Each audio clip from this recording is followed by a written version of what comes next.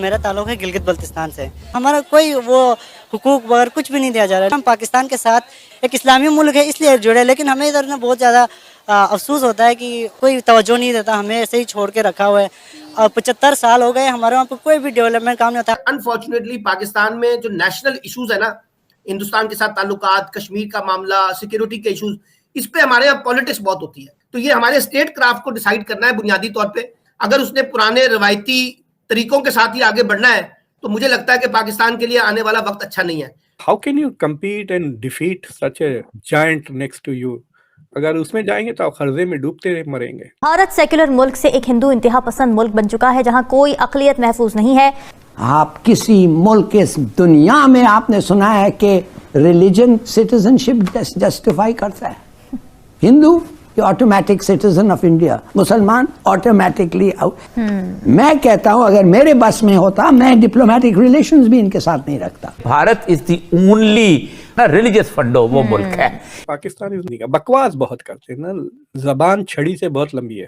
Pakistan is financial mess because of bad governance and because of its foreign policy جو ہے آپ کی کشمیر کو لے کر.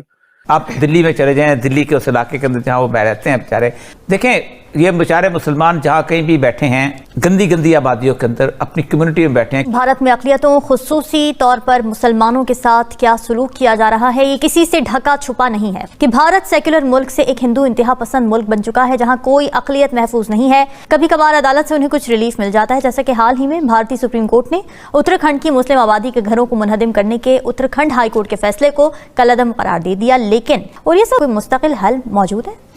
نہیں, یہ روز کا رونا ہے. دیکھیں یہ بیچارے مسلمان جہاں کہیں بھی بیٹھے ہیں عرصے سے بیٹھے ہوئے ہیں اور وہاں سے ہلتے ہی نہیں ہیں. گندی گندی آبادیوں کے اندر اپنی کمیونٹی میں بیٹھے ہیں کیونکہ وہ کہتے ہیں اگر ہم مکس ہوں گے تو ہم ٹارگٹ ہو جائیں گے, ہمیں ماریں گے. اچھا, آپ دلی میں چلے جائیں, دلی کے اس علاقے کے اندر جہاں وہ رہتے ہیں بیچارے انتہائی گفتہ بے حالت ہے. یہ اتراکھنڈ کی جو بھی اس طرح ہے کہ وہ ریلوے لائن کے ساتھ جیسے ہمارے یہاں آبادیاں ہوتی ہیں بنی ہوئی آ رہی ہیں, لیکن صرف مسلمانوں کو ٹارگٹ کر کے یہ کیا جاتا ہے. بھارت میں بنیادی طور پر اب اس کے کہتے ہیں tyranny of majority. Bharat is the only religious فنڈو وہ ملک ہے کہ جہاں ایک ریلیجس پارٹی جو ہے وہ الیکشن جیتتی ہے, جو اس بات پہ بلیو کرتی ہے کہ اس ملک میں کوئی اور نہیں رہ سکتا سوائے ہندو کے, اور وہ جیت کے آتی ہے. آپ خود سوچیں کہ کوئی نہیں کہتا کہ یہ ملک جو ہے اس کا مولوی اس پہ رول کر رہا ہے, ہندو مولوی, اور تو کوئی نہیں ہے.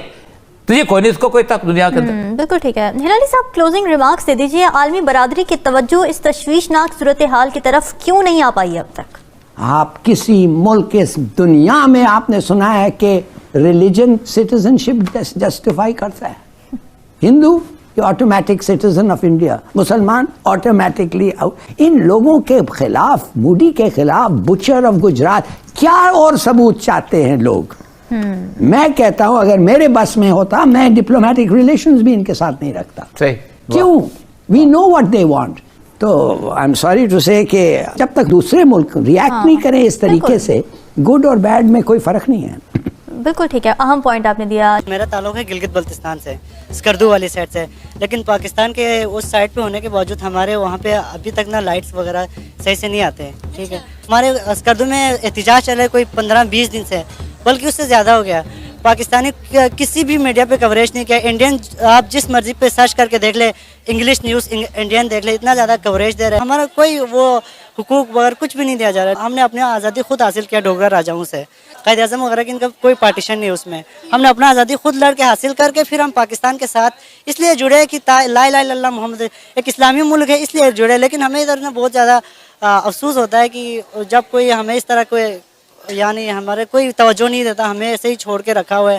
اور 75 سال ہو گئے ہمارے وہاں پہ کوئی بھی ڈیولپمنٹ کام نہیں ہوتا. یہ آپ کیا سمجھ رہے ہیں کہ OIC, Pakistan, India, Kashmir, where do you see this all? And now we have reached to the point where India is doing trade and all that. And where does Pakistan stand in all this? کہ جو financial need کے لیے جا رہا ہے. So Pakistan has lost the case with the Muslim world, جو ہم نے پریشر ڈالا ہوا تھا ان کے اوپر انڈیا کشمیر کا. دیکھیے یہ جو مسلم سولیڈیرٹی ہے یہ شروع سے شیلو رہی ہے. سو دیر از دس ٹاک ہے, یہ مسلم سولیڈیرٹی نا صرف ہوائی باتیں ہیں, اس میں نا سبسٹنس نہیں ہے. آپ نے ڈونرز کی لسٹ دیکھی, उसमें टर्की का नाम है? नहीं है, कतर भी नहीं है, उसमें यूएई भी नहीं है। सो ये जो मुस्लिम सॉलिडारिटी के बातों पर पॉलिसी कोई नहीं बनाता, बकवास बहुत करते हैं ना, जबान छड़ी से बहुत लंबी है। एंड दूसरी चीज ये है कि पाकिस्तान का track record on this issue has not been very good. जो सऊदी ने पाकिस्तान को इन द पास्ट सपोर्ट किया, it was not based on Islamic solidarity but more on their national security needs. So I think that Pakistan should give up this whole business of OIC, ये वो कुछ भी नहीं होने वाले हैं, इसलिए ये इदारे इतने कमजोर भी तो है ना। So Pakistan is a financial mess because of bad governance and because of its foreign policy जो है आपकी कश्मीर को लेकर, और जो गैप बढ़ते जा रहा है। अभी आपने भी शायद इस पे शो किया है कि जापान के को ओवरटेक कर लिया है इंडिया ने। India is making 10 times more cars than Pakistan. So how can you compete and defeat such a giant next to you? अगर उसमें जाएंगे तो आप खर्जे में डूबते मरेंगे।